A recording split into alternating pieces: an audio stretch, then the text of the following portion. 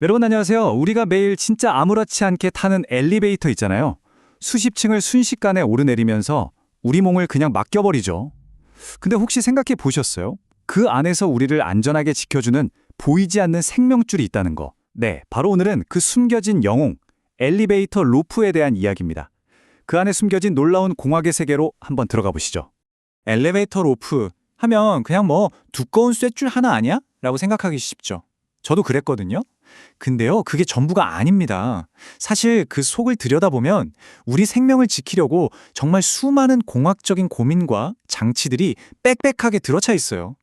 자, 지금부터 그 복잡하고도 정교한 내부를 같이 한번 파헤쳐 보겠습니다.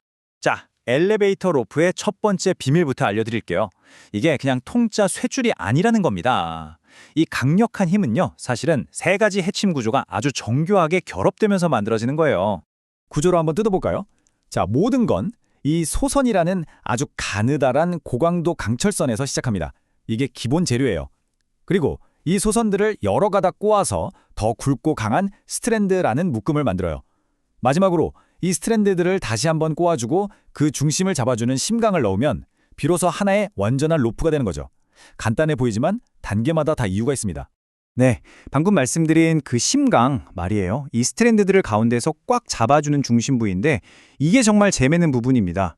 그냥 쇠뭉치가 아니에요. 이게 뭐냐면 천연이나 합성 섬유로 되어 있는데 아주 특별한 액체를 듬뿍 머금고 있어요. 그게 바로 로프의 수명을 좌우하는 그리스, 그러니까 윤활유입니다.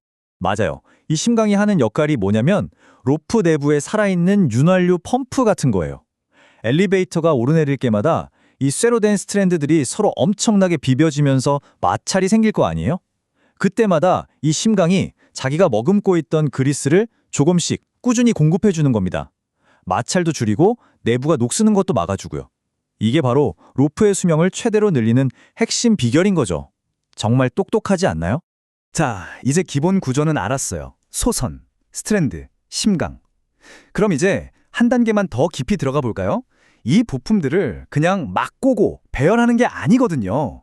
이걸 어떻게 꼬고 배열하느냐에 따라서 로프의 성능, 심지어 수명까지 완전히 달라집니다. 바로 이 지점에서 엔지니어들의 깊은 고민이 시작되는 거죠. 일종의 궁합적 선택의 문제입니다. 스트랜드를 만드는 방식에도 크게 두 가지 대표적인 게 있어요. 바로 실형이랑 필러형입니다. 여기서 진짜 중요한 건 어느 게 무조건 더 좋다, 이게 아니라는 거예요. 뭐랄까, 내구성을 더 챙길 거냐, 아니면 유연성을 더 중요하게 볼 거냐, 이 두 가지 사이에서 아주 절묘한 균형점을 찾는 문제거든요. 자, 실형 로프를 한번 보세요. 바깥쪽 소선들이 안쪽보다 더 굵죠? 이게 왜 그러냐면 바깥쪽이 도로래랑 직접 닿으니까 마모에 더 잘 버티라고 튼튼하게 만든 거예요. 내구성에 좀 더 집중한 거죠. 반면에 필러형은 이름 그대로 채워준다는 뜻이잖아요. 굵은 소선들 사이의 빈틈을 아주 얇은 필러 소선으로 촘촘하게 채워 넣은 거예요. 그래서 훨씬 부드럽고 잘 휘어집니다. 유연성이 좋다는 거죠. 이러니까 자주 구부러져야 하는 고층 건물 엘리베이터에 더 잘 맞는 거고요. 결국 어디에 쓰이느냐에 따라 최적의 설계를 고르는 겁니다. 근데 설계의 비밀이 여기서 끝이 아니에요. 소선을 어떻게 배열했는지 봤으니까 이제는 그 스트랜드들을 어떤 방향으로 꼬는지 볼 차례입니다. 바로 꼬임 방식인데요. 이 꼬는 방향 하나 때문에 로프의 특성이 또 한 번 확 달라집니다. 대표적인 게 보통 꼬임과 랭 꼬임이라는 게 있어요. 핵심은 진짜 간단해요. 꼬는 방향이 같냐, 다르냐, 이 차이거든요. 보통 꼬임은 소선을 꼴 때랑 그 소선 묶음인 스트랜드를 꼴 때랑 방향을 서로 반대로 하는 거예요. 그러니까 서로 풀리려는 힘을 딱 상쇄시켜서 아주 안정적이죠. 잘 안 풀려요. 반면에 랭 꼬임은 소선이랑 스트랜드를 같은 방향으로 꼬아버려요. 이러면 도르래랑 닿는 면적이 넓어져서 마모에 훨씬 강해집니다. 내구성이 좋아지는 거죠. 근데 단점은 잘 풀리려는 성질이 있어서 설치나 관리가 좀 더 까다롭다는 거. 이것도 결국 안정성을 택할 거냐, 내마모성을 택할 거냐, 또 하나의 중요한 공학적 선택인 셈입니다. 자, 지금까지는 어떻게 하면 더 성능 좋은 로프를 만들까 하는 설계의 디테일을 봤잖아요.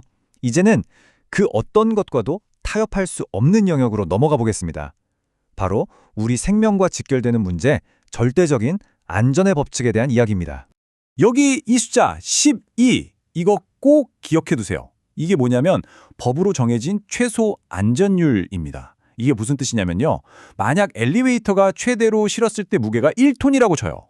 그러면 그걸 지탱하는 로프는 최소한 12톤의 무게를 버틸 수 있게 만들어야 한다는 뜻입니다. 무려 12배죠. 이렇게 상상을 초월하는 수준의 안전 여유를 두는 것, 이게 바로 안전에 대한 첫 번째 대원칙입니다. 그리고 두 번째 안전법칙의 숫자는 바로 40입니다. 로프가 감겨서 돌아가는 도르래, 그 동그란 바퀴 있잖아요. 그 바퀴의 지름이 로프 자체의 지름보다 최소 40배는 커야 한다는 규칙이에요. 왜 그럴까요? 여러분, 철사를 계속 구부렸다 폈다 하면 어떻게 되죠? 뚝 부러지잖아요. 똑같아요. 너무 작은 도르래에 굵은 로프를 감으면 내부의 소손들이 엄청난 스트레스를 받다가 결국엔 끊어질 수 있거든요. 그래서 이 40배의 법칙이 로프의 수명을 지키는 아주 중요한 안전장치인 겁니다. 그런데 말이죠. 기술이 발전해서 건물이 막 하늘 끝까지 솟아오르기 시작하면서 새로운 문제가 생겼어요. 예전에는 생각도 못했던 문제인데 바로 로프 자체의 무게입니다. 수백 미터 길이의 쇠로프 무게, 상상해 가세요. 이게 어마어마한 짐이 된 거예요. 이제 로프는 사람이나 짐뿐만 아니라 자기 자신의 엄청난 무게까지 견뎌야 하는 새로운 숙제를 떠안게 된 겁니다. 그래서 엔지니어들이 찾은 해답은 뭐였을까요? 바로 소선 자체를 더 강하게 만드는 거였습니다. 여기 표를 보시면 일반 엘리베이터에는 보통 2종 로프가 쓰여요.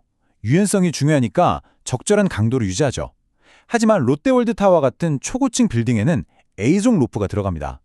인장 강도, 즉 잡아당긴 힘을 견디는 능력을 극한까지 끌어올려서 로프 자체에 그 엄청난 무게까지 거뜬히 버티게 만든 거죠. 결국 건물이 얼마나 높으냐가 로프의 재질까지 결정하게 되는 셈이에요. 자, 이제 슬슬 마무리를 해볼까요? 지금까지 우리가 살펴본 이 복잡한 구조, 다양한 설계, 그리고 엄격한 안전 원칙들이 어떻게 딱 맞아떨어져서 하나의 완벽한 공학 작품으로 탄생하는지 핵심만 쏙쏙 뽑아서 다시 한번 정리해보겠습니다. 핵심만 정리하면 이겁니다. 첫째, 엘리베이터 로프는 그냥 쇳줄이 아니라 소선, 스트랜드, 심강으로 이루어진 복합 구조물이다. 둘째, 그 중심에 있는 심강은 스스로 윤활유를 공급하는 심장 같은 역할을 한다. 셋째, 설계할 땐 내구성과 유연성 사이에서 끊임없이 최적의 균형점을 찾아야 한다. 넷째, 하지만 그 모든 것보다 중요한 건 바로 12배의 안전율과 40배의 도르래 직경이라는 절대적인 안전법칙이다.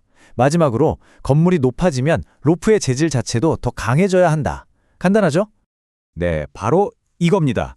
우리가 매일 아무 생각 없이 의지하는 이 엘리베이터 로프 하나에 재료과학, 구조공학, 그리고 안전이라는 원칙이 정말 완벽하게 조화를 이루고 있었던 거죠. 어쩌면 우리 일상에서 가장 신뢰할 수 있는 기술의 결정체 중 하나가 아닐까 싶네요. 오늘 우리가 함께 샅샅이 뜯어본 엘리베이터 로프처럼 사실 우리가 매일 무심코 지나치는 수많은 기술들 속에는 이렇게 놀라운 과학과 공학의 원리들이 숨어 있습니다. 어떠세요? 여러분 주변에는 또 어떤 비밀이 숨겨져 있을까요? 앞으로는 그냥 지나치지 마시고 저건 왜 저럴까 하는 호기심을 한번 가져보시는 것도 재밌을 것 같습니다.